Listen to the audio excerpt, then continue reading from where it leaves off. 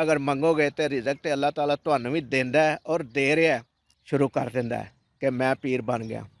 मैनू तो अज तक यही समझ नहीं आई कि पीर आंदे किनू ने और पीर का मतलब की है।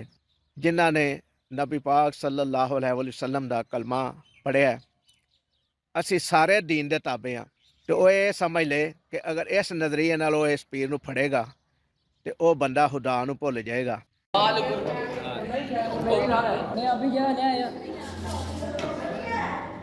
बिस्मिल्लाहिर्रहमानिर्रहीम। दोस्तों अस्सलाम वालेकुम। अल्लाह ताला तुहानू सारिਆਂ ਨੂੰ सेहत और तंदुरुस्ती वाली लंबी ज़िंदगी देवे, आमीन सुम्मा आमीन। दोस्तों अज 28 रमज़ानुल मुबारक है और पीर का दिन है।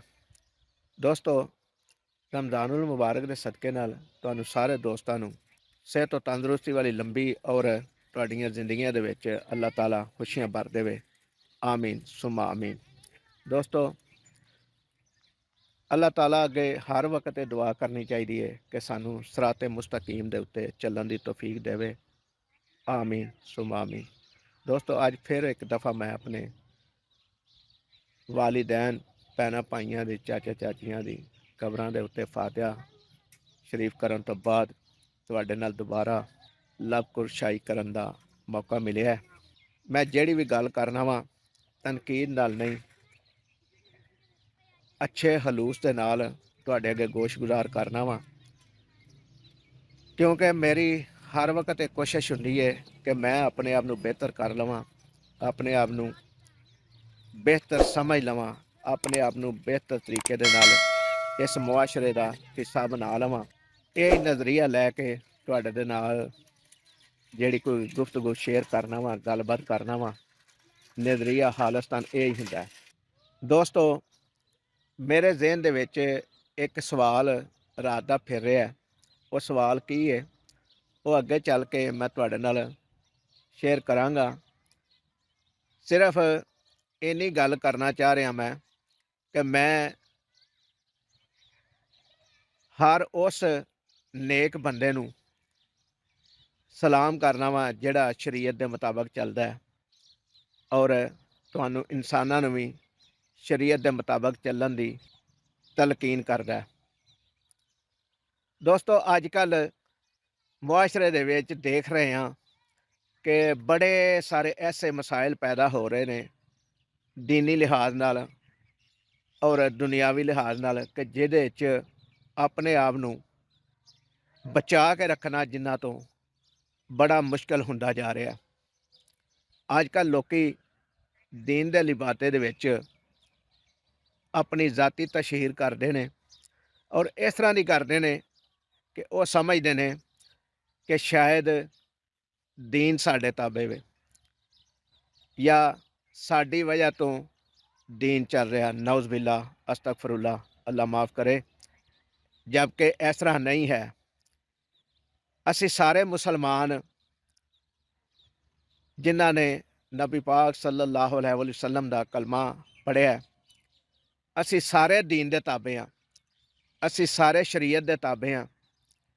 जिहड़ा भी असी शरीयत तो हट के काम करांगे असी गुमराह हो जाएंगे और क़यामत वाले दिन नबी पाक सल्लल्लाहु अलैहि वसल्लम तो दी शफात तो महरूम हो जाएंगे। ये हर पल याद रखा जे। तो अगली गल जी मैं तुहाडे नाल करनी चाह रहा वो ये वे कि हर वो बंदा जिहड़ा थोड़ा जिहा भी दुनिया दे विच अपना समझदा है कि मेरा नाम पैदा होना शुरू हो गया, वो अपने आप नू पीर कहना शुरू कर दिंदा है कि मैं पीर बन गया।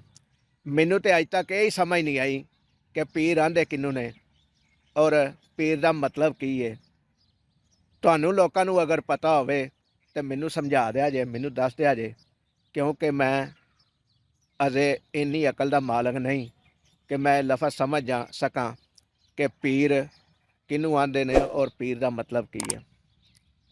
मैं पीरां दे खिलाफ कदी नहीं, उन्हां दे जिहड़े शरीयत के मुताबिक चलते हैं, जिहड़े अपने मुरीदां नू दसदे ने कि नमाज पढ़ोगे तो फलाह पाओगे, जिहड़े मुरीदां नू दसदे ने कि शरीयत का यह रस्ता है बेहतर हो जाओगे, और जिहड़े ਪੀਰ ਦੁਨੀਆਦਾਰ ਬਣ ਕੇ ਆਪਣੇ ਨਾਂ ਦੇ ਕਸੀਦੇ ਗਵਾਉਂਦੇ ਨੇ ਔਰ ਆਪਣੇ ਨਾਂ ਦੇ ਨਾਅਰੇ ਮਰਵਾਉਂਦੇ ਨੇ। ਮੈਨੂੰ ਇਹ ਨਹੀਂ ਸਮਝ ਆਉਂਦੀ ਕਿ ਉਹ ਪੀਰ ਕਿਸ ਤਰ੍ਹਾਂ ਦੇ ਨੇ ਔਰ ਉਹਨਾਂ ਨੂੰ ਮੰਨਣ ਵਾਲਿਆਂ ਦਾ ਨਜ਼ਰੀਆ ਕੀ ਹੈ। ਮੈਂ ਇਹ ਸਮਝਦਾ ਵਾਂ ਪੀਰ ਫੜਨ ਦਾ ਮਕਸਦ ਇਹ ਵੇ ਕਿ ਅਸੀਂ ਸ਼ਰੀਅਤ ਮੁਹੰਮਦੀ ਦੇ ਉੱਤੇ ਅਮਲ ਕਰੀਏ ਔਰ ਫਲਾਹ ਪਾ ਜਾਈਏ।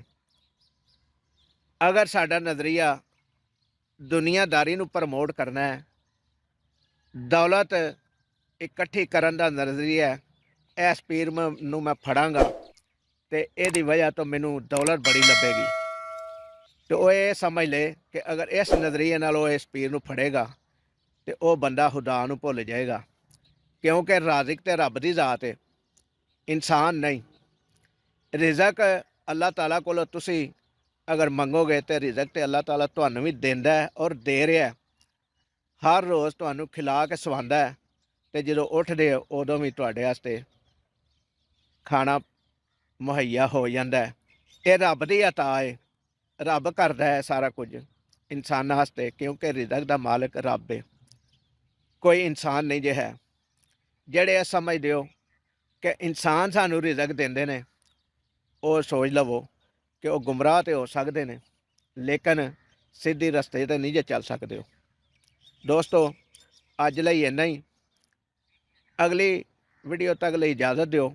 ਔਰ ਮੈਂ ਜਿਹੜਾ ਸਵਾਲ ਛੱਡਿਆ ਤੁਹਾਡੇ ਵਾਸਤੇ ਕਿ ਪੀਰ ਕਿਹਨੂੰ ਆਉਂਦੇ ਨੇ ਔਰ ਪੀਰ ਫੜਨਾ ਕਿਉਂ ਜ਼ਰੂਰੀ ਹੈ, ਇਹ ਮੈਨੂੰ ਵੀ ਜ਼ਰੂਰ ਦੱਸ ਦਿਆ ਜੇ ਕਮੈਂਟ ਦੀ ਸ਼ਕਲ ਵਿੱਚ, ਕਿਉਂਕਿ ਮੈਨੂੰ ਅਗਰ ਕਿਸੇ ਜਗ੍ਹਾ 'ਤੇ ਭੁੱਲ ਲੱਗ ਰਹੀ ਹੈ ਤੇ ਮੈਂ ਵੀ ਸਿੱਧਾ ਹੋ ਜਾ, ਮੈਨੂੰ ਵੀ ਸਮਝ ਆ ਜਾਏ।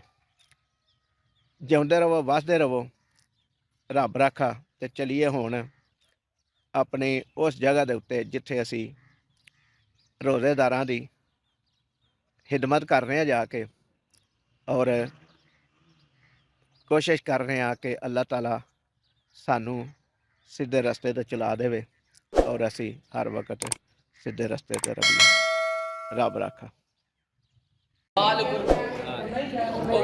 मैं अभी जा आया